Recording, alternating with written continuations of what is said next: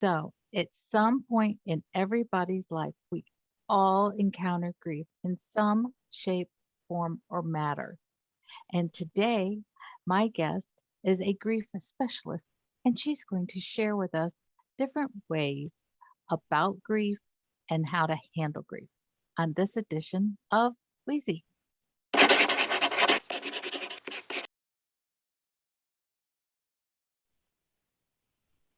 Hey, everybody, welcome back. I hope that you will find this information as riveting as I have of different ways that you might learn about taking care of your own grief or being able to share with somebody else different forms of grief that we encounter within our lifetime. So I'm going to introduce you today to Holly Gainsboro. Hey, Holly, how are you today? I'm doing great, Weezy. How are you? I'm great. I'm great. So I met you a few years ago, and I was intrigued with what you were talking about with being a grief specialist. And then, COVID kind of hit and kind of like slowed everything down. And so the last hmm couple of years, it seems like, doesn't seem like we have encountered a lot of grief on so many different levels. And hmm I just think that now that we're kind of in what some people say post pandemic, but we're learning to live with that. But there's just so many other things going on hmm that we deal with and grieve over. I thought this would be a great time to bring you on. So I'm gonna just jump in and ask you, how did you get started in this, Holly? Well, that's a great question. Thank you for asking it. So, in December of 2010, my first husband, Stephen Gainsboro, died from a brain tumor. Mm. And honestly, my grief started before his death. Our grief, started on his day of diagnosis, which was February 12th, 2009. And after his death, I found myself very pulled to be present for other people as they were grieving whatever losses they were going through. And certainly spousal loss was at that time sort of that um, component that we had in common, that many of us had in common. And through that and being present for other people, I realized that I really wanted to do more and be more present and be more of service and more of support for those who are experiencing losses, whatever those losses may be. And I searched and I looked and I thought, okay, I started Googling, like, what are some really good coaching certification programs for grief? And I kept hearing about the grief recovery method. And I Googled, and that was like the first thing that came up. And I said, okay, I'm going to trust the universe on this. I got the Grief Recovery Handbook, which is put out by the Grief Recovery Institute, which is the grief recovery method, and in the purple book. And I read it and I thought, oh my gosh, this is life transforming. This is what I want to do. And this is where I want to go with grief support. And so I went for my training, and it was pretty intense. And the thing about the grief recovery method, I thought, oh, I'll just go and I'll get certified. That's fine. I'll do the training, which I did. But in order to do the training, I had to do the grief recovery method myself. So I had to do relationship losses that I had experienced, and not just death. So I had to complete, which we call in the grief recovery method, I had to complete two relationships. So I had to work through two relationships in a very short amount of time. It was extremely intense. So not the same amount of time that I take my clients through, which we can really spread out over 7 to 8 weeks. And I literally walked away from that training like this. I had unleashed and released so much that I didn't realize I had been carrying. And I believe in therapy. I've been into therapy, and I love therapy. This was a little different. And I really felt this heaviness that I've been carrying since Stephen had died in 2010. It was 3.5 years later, I did the training, and it was like, oh my gosh. And some other relationships that I was trying to move through with living people. Because we can have losses with people who are alive.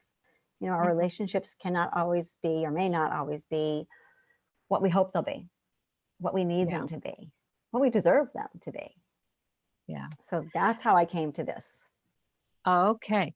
Well, that leads me right. That is a perfect segue right into my next question because usually when we do think about grief, the top of mind is grief of a loved one or a loss, a death of somebody. What are some other forms of grief people may encounter? Yeah, that's another great question. And thank you. And I would also like to say, yes, we say grief of a loved one who may have passed, a loved one who has died. And sometimes someone who has died is less than a loved one. It may be somebody whose relationship we have with them is not what we wish they could have been. It could be somebody who was not kind to us, and they're a family True. member, so they less than love them. We still have a relationship with them. It could be somebody who abused us, trauma. So when we talk about people who die, it's not always someone that we revere, that we love. And then those other losses that we can experience, and there were over 40, that can result in a grief response would be a divorce, a relationship breakup, estrangement, moving, empty nesting. We think about when our kids take off and go to college, or our kids get married and they have children, and it's a change in our lives. Aging, for women, Yeah. menopause, for men could be, changes in their bodies as well. Mhm. And friends moving away, relationships, friendships. And so not just intimate, but romantic relationships, but friend relationships that can shift and change. And those are just to name a few, pet loss, which of course is the death of a loved one, but a different kind of death of a loved one, and we all grieve at 100%. We don't compare our losses. We all grieve at 100%. And so each loss is valid and each loss is meaningful to us. So when somebody is grieving, I know it's always so many people don't know what to say. They don't, and they might say that they think that they're saying something loving or showing that they care. But what are some things that we can say appropriately, and what Mm-hmm. things should we not say when, Yeah. so that we can really meet somebody in that place of grief and let them know that we're really there for them. We're not giving them some pat response. Yeah, it's such a hard one, isn't it? Because we all want to say and do the right thing, and Correct. our hearts are in the right place. And sometimes we put our feet, both of them, in our mouth. And it's Right like, in, oh no, what did I do? What did I jump right say? in. Or unfortunately, so many people don't know what to say, so they say They nothing at say all. they say nothing at all, and they don't show up. So Yeah. here's what I say, and I'll talk about what the don'ts as well.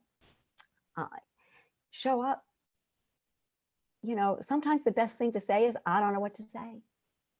Hmm. I remember after Stephen died, I had a friend who reached out and said, I don't know what to say to you. I don't even know what to do. We've not been through this before. I was the only one who had lost a husband. And it was like the sweetest thing. I don't know what to say. Never been through this before with a friend, but I love you and I'm here. So showing up, but really showing up, and, Yeah. being willing to sit in that discomfort. And here's the problem, Louise. We have not been taught as a society about grief and how to grieve. Right? People are okay talking about death. We see it all over social media. This one died, that one died. We have obituaries, make phone calls. Oh, did you hear? Even if it's someone's famous or someone's loved one that we know. But the Hmm. grief piece is really uncomfortable and hard because we haven't learned that. We learn everything else in school, and we don't learn about how to bear witness and to hold space, not only for other people, but for ourselves as we're grieving. So when people are grieving, even they don't know what they need all the time. They're sitting in that space of pain, and it's so painful and so difficult. And it may come time it can be harder because somebody may say, what do you need? It's like, I don't know what I need. I can't answer that. So the one thing I will say we don't want to ever do is put the onus on the griever. And you can just say, like I said, I don't know what to say, or I'm here, or what happened?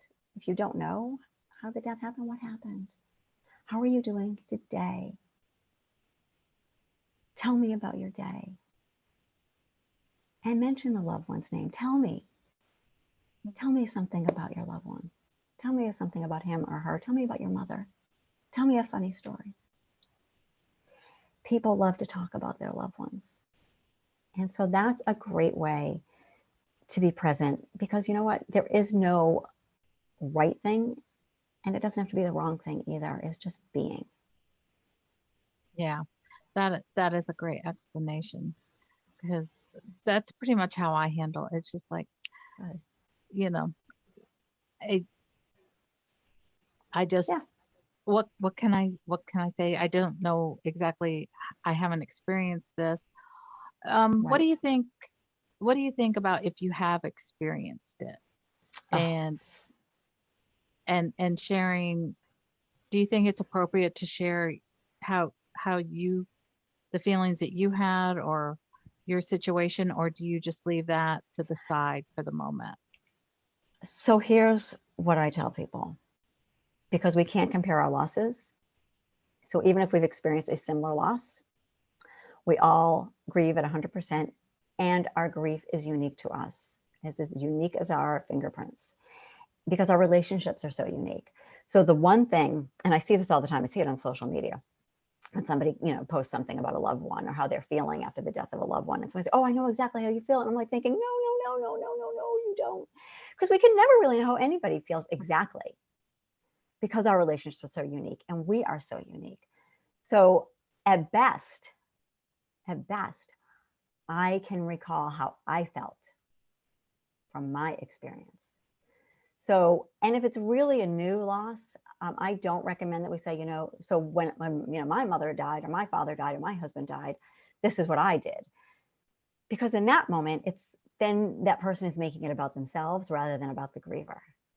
So Yeah. the I know how you feel, and when my so and so died, then that's taking away from their pain and their experience and their grief. Okay. Yeah, that makes total Does that make sense. sense? Good, Yeah, it does. It good, does. good. So, so now you've given us some things to think about. What Mhm. exactly is the grief recovery method? So the grief recovery method is, like I said, it's really transformational.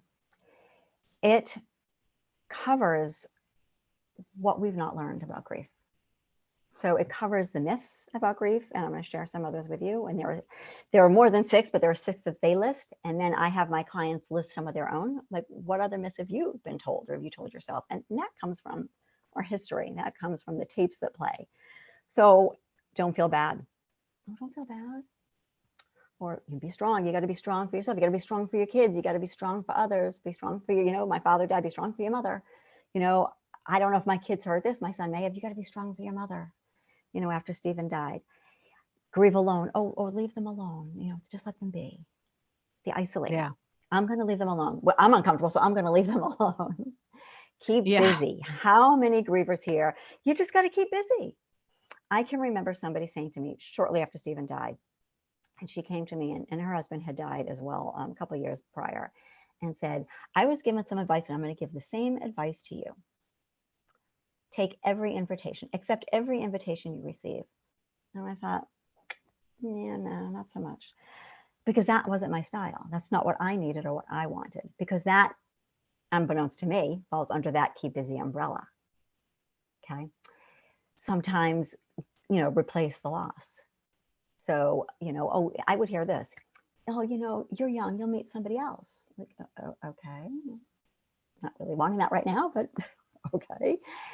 And then the famous one, oh, it just takes time. It just takes time. Time heals all wounds. It takes time. And you know what happens with time, Louise? It just What? passes. It just It passes. does. Right? So it's what you do with that time. What are the action steps you're going to take with that time? Because if you get a flat tire, girl, we're not going to just sit and stare at the flat tire and wait for it to inflate itself. It's not going to do that. We have a broken arm. We're not going to just sit around. We're going to go to urgent care and we're going to find what we need. So the grief recovery method addresses all of that and gives you the tools, like a toolbox for moving through discovering, going from self-discovery into recovery. And recovery is ongoing. So I don't want people to be misled thinking, oh, you can recover with grief. I'm not recovered from my grief. It's an ongoing process. So I move through the different facets of my relationships with loved ones, find some completion, deliver the undelivered communications that I've needed to deliver for a long time, feel that sense of relief, releasing the pain, releasing what I call the gunk that builds up so that I can feel joy again, that I will get that bounce in my step, that my clients get that bounce in their step and that their hearts are full and healed and they can love again without fear. Yeah. And that's recovery. It's the recovering is ongoing, but it's feeling better. It's feeling better because we deserve to feel better and we deserve to feel joy, and we can. We don't have to be mired down in our grief forever and ever and ever. It doesn't mean that we won't have these grief bursts. It doesn't mean a song might come on and we're like, oh, it's a memory. And we have a grief burst, and that's okay. But then you've gone through the grief recovery method, so you know which tools you need to let yourself feel the feels and to grab that toolkit. Yeah. And can you go ahead and explain can you go ahead and explain the four elements of the grief recovery? The Well, so again, we go there's through the self-discovery piece, which is learning about our history and what we've learned, what we've observed, and the actions and behaviors of others that came before us, and grief and losses that maybe we have witnessed when we were younger. Going in and going through the myths and the misinformation, learning about some of our behaviors, our own behaviors when we experience a loss. Again, it doesn't have to just be death. And we call those energy relieving behaviors, short-term energy relieving behaviors, STIRBs. What are our energy relieving behaviors? And do we even realize we're doing them? And sometimes we do when we know and say, yeah, I know, it's one of my things I do. I maybe go shopping, maybe have an extra cocktail, maybe exercise more than usual. Those energy relieving behaviors are what we're trying to do so we won't feel bad. That myth, don't feel bad. Remember that one? yeah. So let's find some energy relieving behaviors so we won't feel bad because we're told not to feel bad. And then we move forward into the recovery part of the process, the part of the program. And again, this is an action-based educational program, right? It's not therapy. It's an educational, evidence-based program. So we go in and we look at our losses. And we examine our losses and the history of our losses and what do we learn during those losses? What do we hear? What do people tell us? What do we tell ourselves? And then we move on to a specific relationship. And we will do many relationships. And so when my clients come to me, it can be 7 to 8 weeks, but I say, this is not a one and done. It's not a hard stop. It's a semicolon. Because when you complete one relationship, we need to then go to another one and another one, because we have so many relationships in our lives. And the older we get, the more relationships we're going to have and the more losses we're going to occur in our lives. And that backpack that we're carrying, full of the pebbles and the rocks and the boulders, we're going to start releasing them. And that backpack is going to be so light that we're not going to be like this. We're going to be like this. And again, Ah. right, it's this sigh. And I've done it, like I said to you in my training, I had to do the grief recovery method and it was amazing. And I have done other losses since. I have completed other relationships. And most recently, my dad, who died at the end of August from COVID. And I was carrying a lot of pain and I was carrying a lot of regret. I don't use the word guilt, but I had some regret, wishes for it to be different, better, or more. Some more buzzwords that we use in GRM, the grief recovery method. And when I did that completion, when I did my relationship graph with him, and then I did my letter to him, I read my letter and it was very emotional and it was very beautiful. And I read it to another specialist online. And when I completed the letter, I literally felt like this weight that I didn't even realize was sitting on my chest for 8 months, 7 months, was gone. It was literally gone. Yeah. Doesn't mean I don't miss him. It doesn't mean No. something doesn't happen and I feel sad. And my mother just had a birthday and I thought, oh, my father should be here. But I also had the tools. And it's really beautiful because I can use those tools and still have these beautiful, fond memories. And that's what the completion is. It's releasing the pain. I call the gunk, my technical term. And keeping and maintaining and holding this beautiful relationship that we all have, hopefully with those that we love. And if it's with those we don't love, it's releasing that pain still and maybe finding maybe one memory that we can sort of hold on to. But it's getting rid of that pain so it's not holding us down and it's not keeping us from living our best lives. Because all of that happens And you know what? We have a really hard time being joyful, living our Yeah. lives with joy. Yeah. And there's already so much that you could feel down about, sour about, bitter about. Um, it it gets you so stuck. And Exactly. I just love what you have shared with us about, going through the different um steps of the recovery. Yeah. And I want, if I may, I just want to add a couple of definitions for grief Okay. because these are important. First is grief is the normal and natural reaction to a loss. It's the normal and natural emotional response to a loss. And nothing we've learned is normal and natural because we haven't learned how to do this. The other one, which I think is a really powerful definition, grief is the conflicting feelings caused by the end of or change in a familiar pattern of behavior. And so when we think of all the changes and the pandemic, like you brought up at the beginning in your introduction to me, pandemic is a huge change. And it was a huge Yeah. end in what we were used to doing. There was a Yeah. lot of grief when COVID first hit, and there is an empty nesting, huge change. And so people don't understand when the kids go off to college, I should be happy my kid's going off there. You're starting a new adventure. And I don't know why I'm sad and why am I crying? Well, it's because it's a change in a familiar pattern of behavior. And those conflicting feelings are, I'm so happy for them, but I'm feeling really sad. And so we need to understand that there are conflicting feelings with our Hmm. grief, and it's okay. It's okay and it's normal, and we can be in that space. Yeah. Sometimes I know in one of our moves I experienced really deep grief. I Mm-hmm. knew we were on to something better, that it was going to be a new opportunity. And but I just grieved because I so loved my life where I was at. But the opportunity knocked. We put it out there, if it's supposed to happen, it will happen. If it doesn't, Mm-hmm. it's not meant to be. And, prayed over it and everything. And it was meant to be. And it did give us a much better lifestyle, but leaving behind the friends and, by this time my kids were in school and everything, it it grieved me for quite a while. And I had to release some of the disappointments after we left.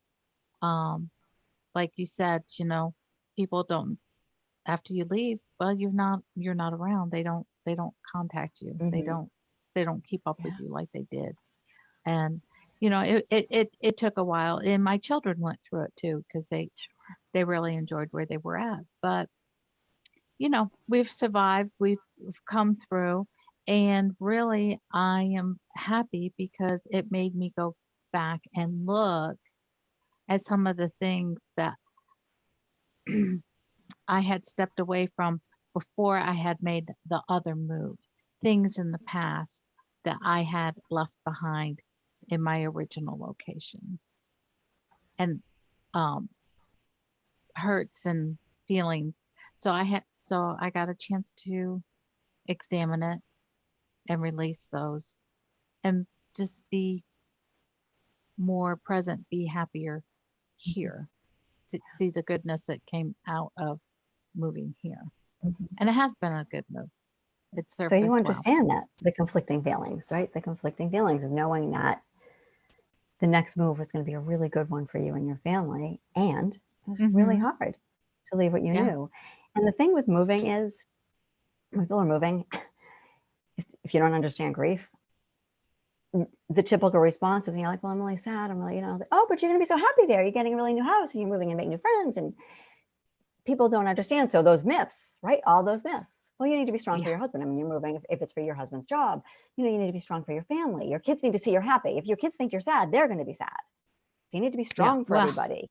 Don't feel bad. yeah, be superwoman, do it all, just soldier on. Another good one is Shit. cowboy up, take it for the team, be the strong one. In Well, time, you you'll know get what? used to where you're Sometimes living. the strong ones, In time, you'll be fine. Right. So those myths apply to everything. Yeah, and I think a lot of those reactions I have come to believe, and tell me if I'm wrong, um, they say them because they they you have expressed something and people it makes people feel uncomfortable. They don't know what to say. They don't know how Right. to address that. Some people don't know how to comfort somebody else. Right. And remember, when I said it earlier, we all have our history, right? We all have our tapes that play our stories. So all those people have their history and their tapes and their stories and what they've learned. So they're just Mhm. bringing to other people what has been brought to them. Right? When we know better, we do better. When we learn more, we don't know until we know. Until Yeah. we learn something and have a clearer understanding of something, we can't know it. We're not born knowing it. It's something we have to learn. And if we haven't been taught it, which most people haven't, which is why I do what I do, which I feel so strongly and as passionate as you can tell, as your audience can Yes. tell, I'm very passionate about grief. Um, we need to learn this and we need to do this. And if we can do this, and if we can help our children do this, wow, what a great world we live in. And the grief Yeah. recovery method is all over the world. It's in 7 continents. And the book is translated into 20 different languages. I mean, it is over 1 million people have done the grief recovery method. Wow. So it's out there and it's available. Well, this is really great information, Holly. So, Holly, this information that you gave us is so helpful and inspirational that um, people come to mind. There's things that I probably could have used in the past. So, how can I find out more information about you? You can go to my website at goldenheartgrief.com, look through it, read more about me, what I do, about the grief recovery method, and you'll see that there is a little square that you can press as book a discovery call, and it's complimentary, about 30 to 45 minutes where we can chat, get to know each other a little bit, find out where your loss is, and how I can be present and serve you. Very good. So, there you have it, folks. Some more in depth information on grief and grief recovery. I hope that you have enjoyed this time because I know I have. And I just want to thank you so much, Holly, for booking this time with me and coming on and sharing the great work that you're doing. Well, thank you so much. It's just been a pleasure to chat with you and to share and to teach people a little bit more about grief than they may have known a little while ago. Yeah, very good. So, with that, everybody, we're going to say adieu, goodbye. We will see you later. Till next time, everybody. Bye.